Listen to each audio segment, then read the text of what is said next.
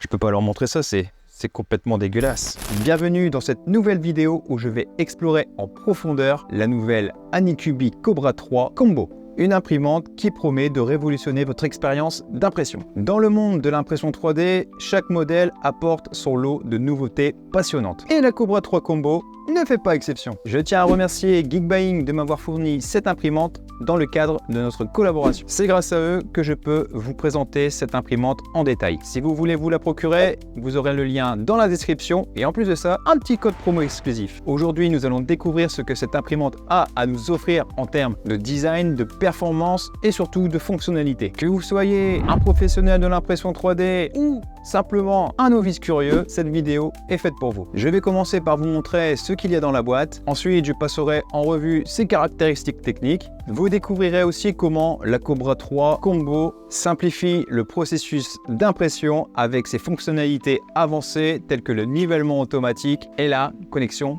Wi-Fi. Après tout ça, je monterai l'imprimante et vous verrez que c'est très simple, même pour les novices. Une fois l'imprimante prête, on passera au test avec différents modèles pour évaluer sa performance réelle. Dans cette vidéo, je vais surtout explorer comment elle se comporte avec le PLA et le PLA haute vitesse. Pour tous ceux qui cherchent à optimiser leur flux de travail, je discuterai de la compatibilité des différents logiciels de découpe, les slicers, afin de vous montrer comment tirer le meilleur parti de ces capacités. Enfin, je conclurai avec une analyse détaillée des résultats obtenus en mettant bien évidemment les points forts de cette machine et éventuellement les points faibles. Vous aurez donc ainsi toutes les informations nécessaires pour décider si oui ou non cette imprimante vous convient. Avant de commencer, si vous aimez ce genre de contenu, n'hésitez pas à vous abonner à ma chaîne, à activer la petite cloche pour ne rien manquer de mes prochaines vidéos. Alors installez-vous confortablement et préparez-vous à plonger dans l'univers de l'impression 3D avec la Anycubic Cobra 3 Combo.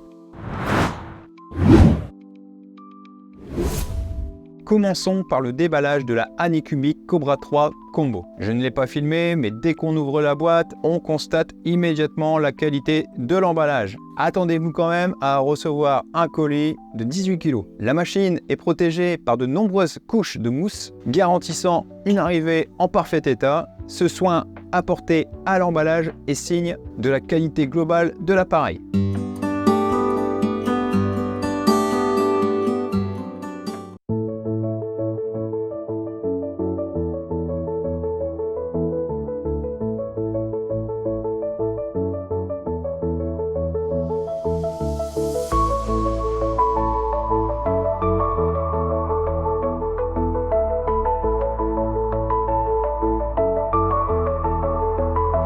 La première chose qui frappe est le design robuste. La structure en alliage d'aluminium et les matériaux de haute qualité utilisés pour la construction témoignent de la durabilité et de la solidité de la Cobra 3 Combo. Maintenant que nous avons déballé l'imprimante, il est temps de plonger dans ses caractéristiques.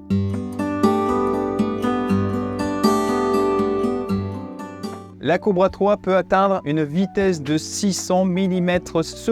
Cela permet des impressions rapides sans compromettre la qualité. Elle a un volume d'impression de 250 sur 250 sur 260 mm, offrant un espace suffisant pour une variété de projets. La surface d'impression est équipée d'un plateau magnétique en PEI qui assure une excellente adhérence des pièces pendant l'impression et un retrait facile une fois le travail terminé.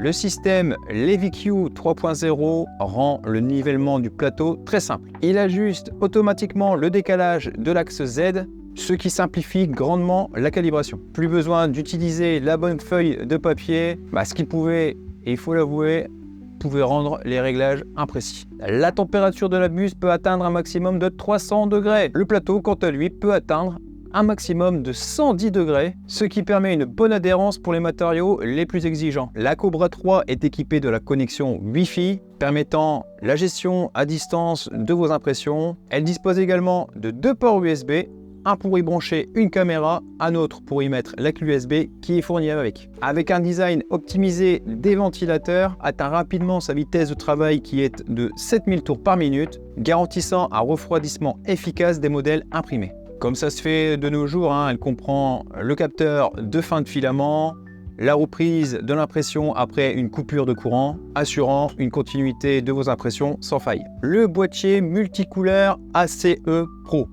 Bon, moi, je l'appellerai ASPRO. Il permet l'utilisation simultanée de plusieurs filaments, rendant donc possible l'impression de plusieurs couleurs et augmentant considérablement la flexibilité et la créativité de vos projets. Vous pouvez même brancher un deuxième ASPRO, ce qui vous permet donc de passer de 4 à 8 couleurs. Personnellement, je vais peut-être m'en prendre un deuxième. Avec ses caractéristiques, la Anycubic Cobra 3 Combo se positionne comme une imprimante très performante, adaptée à un large éventail d'utilisation, des prototypes rapides aux projets les plus détaillés. Maintenant que nous avons couvert les spécificités techniques, passons à l'assemblage de l'imprimante.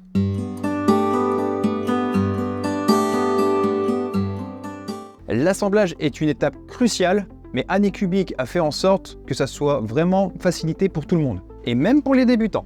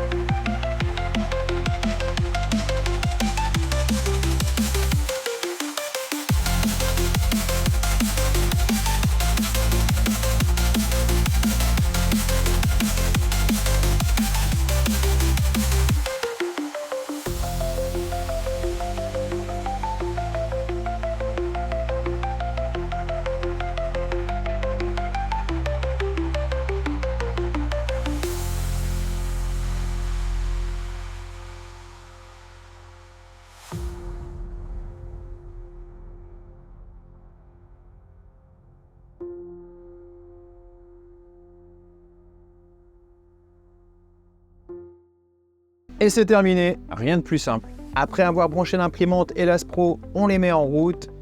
Il y a une connexion Wi-Fi qui nous est demandée. À partir de là, une mise à jour est proposée. Il faut la faire, c'est très important. D'ailleurs, en parlant de ça, j'espère qu'une prochaine mise à jour arrivera. Pour le moment, les menus sont en anglais. C'est pas difficile à comprendre, mais ce serait peut-être pas plus mal au niveau confort si c'était en français. Après que la mise à jour est terminée, il vous est proposé de faire les vérifications automatiques pour s'assurer que l'imprimante fonctionne correctement. Ces vérifications incluent les tests moteurs, des capteurs et de la connectivité. C'est facile, vous suivez les étapes qui sont marquées sur l'écran. D'ailleurs, je pense qu'il y a juste à appuyer sur OK et tout se fait seul. Ça vous prend en tout et pour tout environ une trentaine de minutes. Votre imprimante est prête à l'emploi, même si vous êtes novice dans l'impression 3D. Vous l'aurez compris, une des caractéristiques de la Cobra 3 Combo, et d'où son nom Combo, c'est son boîtier ASPRO. Il apporte une nouvelle dimension à l'impression 3D en permettant des impressions en multicouleurs et en multimatériaux. Le boîtier ASPRO est conçu pour faciliter le flux de travail en éliminant le besoin d'ajustements complexes tout en assurant des impressions de haute qualité. Le boîtier ASPRO permet de charger jusqu'à 4 bobines de filament. En plus de ça, il propose le séchage. En plus de ça, le séchage.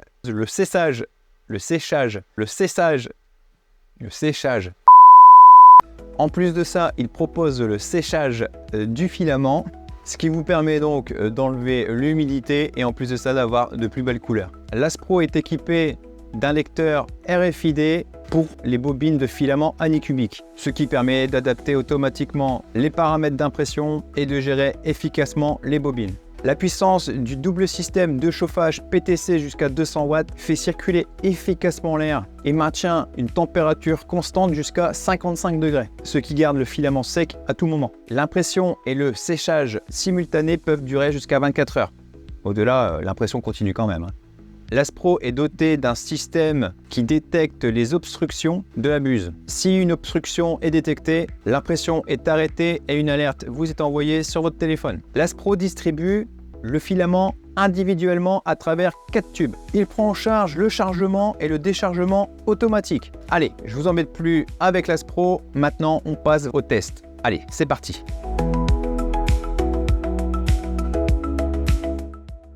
Le premier test que j'ai réalisé, c'est un Benchy multicolore. Malheureusement, l'impression ne s'est pas terminée, elle s'est décollée du plateau. Le résultat est catastrophique. En plus de ça, je vous montre la perte que j'ai eue lors des changements de filament. Une boîte comme ça. Je m'en suis pas arrêté là, je me suis dit il faut quand même essayer un Benchy, donc je l'ai fait en monocouleur et voilà le résultat. Donc là c'est juste avec les paramètres enregistrés dans le fichier qui est fourni avec l'imprimante. Le résultat est plus que correct. J'ai ensuite refait une impression multicouleur avec ce petit lapin. Il est quand même pas très beau, il y a des imperfections notables, hein. On a de la surextrusion. Ici, au niveau de la queue, j'ai pas du tout aimé, pas du tout. Pour vous montrer également la tour de purge, qui est en plus des petits cacas qui sont déposés dans la petite boîte. Mais rassurez-vous, je vais vous expliquer pourquoi ce résultat n'est pas très beau. C'est dégueulasse. Je me suis pas laissé abattre, j'ai enchaîné avec mon fameux dragon. Je l'ai fait en plus de ça en multicolore. Donc là, moi, à la base, c'est pour tester le mécanisme, voir si tout va bien. Et aussi, ça a été l'occasion de tester, j'ai pas mis d'adhérence supplémentaire, de tester l'impression sur les petites pièces, comme celle-ci. Rien ne s'est décollé. C'est plutôt pas mal. J'aime beaucoup ce dragon. Et d'ailleurs, je vais pas le garder. Je vais le donner à mes filles. Ensuite, j'ai enchaîné avec ce fameux test, toujours sans toucher à aucun réglage. Qu'est-ce que je peux remarquer? Au niveau des angles, de 45 à 15 degrés, ça a géré. Ça, c'est nickel. Au niveau des ponts, ça tient, hein. Mais voilà, au niveau du dessous, c'était pas terrible. Après, pour le reste, il n'y a rien à dire. Peut-être pour la tolérance, au niveau du test du rondin, en 0,2, ça colle. En 0,3, 0,4, 0,5, c'est passé nickel. Les rondins ont été enlevés, ici ça a fusionné. Mais pour tout le reste, bon là ça casse un peu. Mais bon, ça a été fait quand même. Dangereux ça. Anycubic propose son propre slicer, Anycubic Slicer. Je l'ai téléchargé et j'ai commencé mes impressions avec, me disant qu'effectivement Anycubic connaît sa machine par cœur, ses filaments, donc les paramètres allaient être nickel. Vous avez vu le résultat, c'est pas concluant, donc j'ai fait quelques petites recherches. Vous savez maintenant par rapport à mon test précédent de la Ender 3 qui est juste ici, mon slicer préféré maintenant c'est Orca Slicer. Et j'ai trouvé une version Orca Slicer principalement conçue pour la Anycubic Cobra 3 Combo. Je vous mets le lien dans la description. À partir de là, j'ai pu paramétrer chaque détail. J'ai donc aussi paramétré les filaments. Après tout ça, j'ai imprimé le fameux Kali Dragon sans support en utilisant du filament de chez Gitech Silk en violet, noir et bleu. Ce modèle m'a permis de vérifier la consistance des couches, le stringing, les surplombs, le ghosting et le niveau de détail. L'impression est correcte avec de belles finitions et des couleurs vives grâce à la haute qualité du filament mais aussi de l'imprimante. Je peux vous dire qu'après ça, j'étais quand même assez rassuré. Pour tester la précision mécanique, j'aime bien imprimer une vis avec son boulon. Et en plus de ça, donc là je l'ai fait, mais je l'ai fait avec une petite difficulté, je l'ai fait en multicouleur. Et bah regardez-moi ça. Au niveau de la pression, aucun souci. C'est très précis. Ça va parfaitement. Et donc ça, pareil que pour le dragon, je vais pouvoir le donner à mes filles. Ce que Anycubic Slicer ne vous permettra pas, c'est de faire l'impression vase. En tout cas, j'ai pas trouvé l'option. Voici un vase que j'ai fait en passant par la version Orca Slicer de la Cobra 3. Voilà, donc alors on peut voir que l'impression est quand même bien faite. J'ai quand même eu des petits problèmes de sous-extrusion. Mais je crois que ce vase, je l'ai fait avant de faire mes tests de filament Anycubic. Pour l'ensemble, c'est parfait, c'est nickel. Il est là, le vase, il est beau. Aucun souci, validé. Et bien évidemment, la fameuse Moon City. Alors, le résultat est propre. J'aime beaucoup. C'est correct, mais j'ai l'impression quand même que ça va bouffer du détail par rapport à d'autres que j'ai pu faire avec une autre imprimante. Donc je sais pas, mais en tout cas c'est propre, c'est beau, ça a bien géré tout ça, ça a été fait sans support et c'est propre, il n'y a rien à dire. Je me suis également amusé à faire le logo Geek Buying à plat avec les 3 couleurs dominantes, le bleu, le blanc, le rouge, et voilà le résultat. Plutôt pas mal. Il est donc important de noter que la qualité du filament joue un rôle crucial dans la qualité de vos impressions. Les filaments Anycubic ne m'ont pas donné de bons résultats au départ. J'ai donc fait des petites recherches et j'ai trouvé un bon tutoriel. Le tutoriel d'Origo World 3D que je vous mets dans la description. J'ai pu ajuster manuellement les paramètres du filament et j'ai obtenu de bien meilleurs résultats.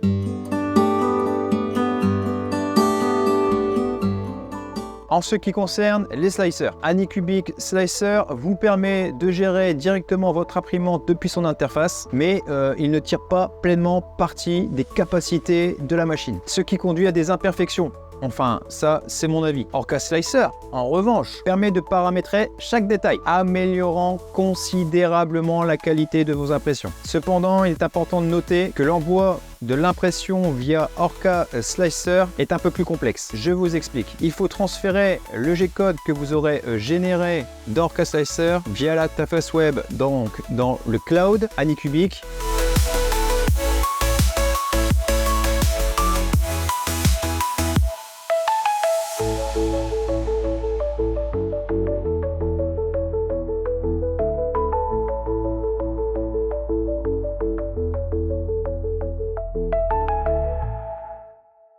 Vous pouvez le récupérer ensuite via l'application que vous aurez mis sur votre smartphone et vous pourrez ensuite lancer l'impression depuis votre smartphone. Bon, une fois qu'on maîtrise le processus, il n'y a rien de plus facile. C'est une question d'habitude. Allez, on passe au point positif et éventuellement au point négatif.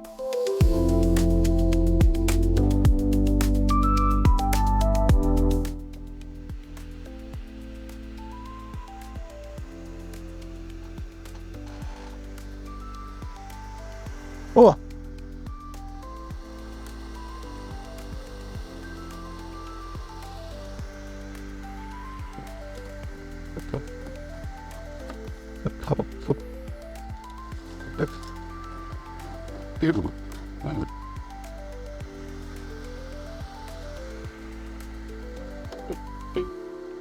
Je vous parlais des filaments et je viens de remarquer que j'ai eu un bug au niveau du filament vert. Il avait cassé dans le boîtier, mais heureusement ça l'a détecté, donc j'ai pu réparer le souci et donc remettre le filament et apparemment ça repart.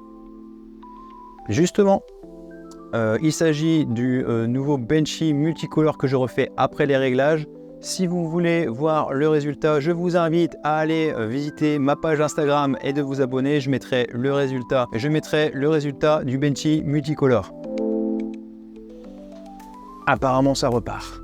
Premier point positif, 600 mm/s, c'est sa vitesse maximum. L'imprimante peut gérer des filaments tels que le PETG, le PLA, le TPU et même l'ABS.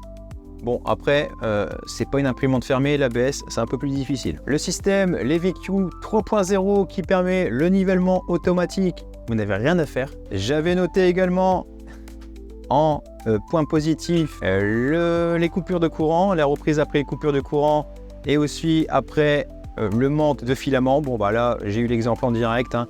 Le filament a cassé, mais j'ai pu faire le nécessaire et l'impression est en train de reprendre. Gros point positif, c'est le boîtier Aspro, hein, qui vous permet de mettre 4 bobines, 4 couleurs différentes ou même 4 types de filaments différents dans votre impression. En plus de ça, il chauffe le filament jusqu'à 55 degrés, jusqu'à 24 heures. Tout se gère automatiquement. L'Aspro, l'imprimante, il se gère à deux. Et ça vraiment, ça c'est le gros point positif. On a besoin de ne rien faire. L'écran de 4,3 pouces en couleur. J'espère bientôt en français. Très intuitif, ceci dit, c'est un bon point positif. À noter aussi, je trouve qu'elle est silencieuse par rapport à d'autres imprimantes qui vont à la même vitesse.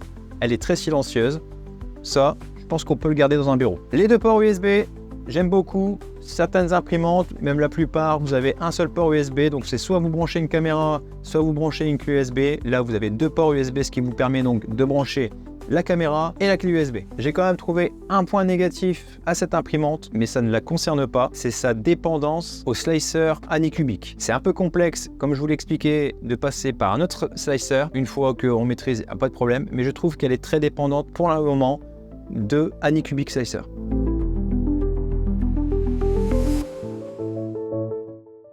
En conclusion, la Anycubic Cobra 3 Combo est une imprimante extrêmement polyvalente, performante. Elle est très bien dans la vitesse, la précision et la qualité une fois qu'on a bien compris comment elle fonctionnait au niveau des réglages. Je pense que cette imprimante multicouleur est un excellent choix pour les débutants en impression 3D, pareil même pour les professionnels. J'espère que cette vidéo vous aura plu. N'hésitez pas à me laisser des commentaires si vous avez des questions ou des suggestions. Vous pouvez également me suivre sur Instagram à cette adresse pour plus de contenu. N'oubliez pas de vous abonner à la chaîne, ça coûte pas cher, c'est gratuit et moi ça me fait super plaisir. Je vous dis à bientôt et n'oubliez pas que l'inspiration vient en créant.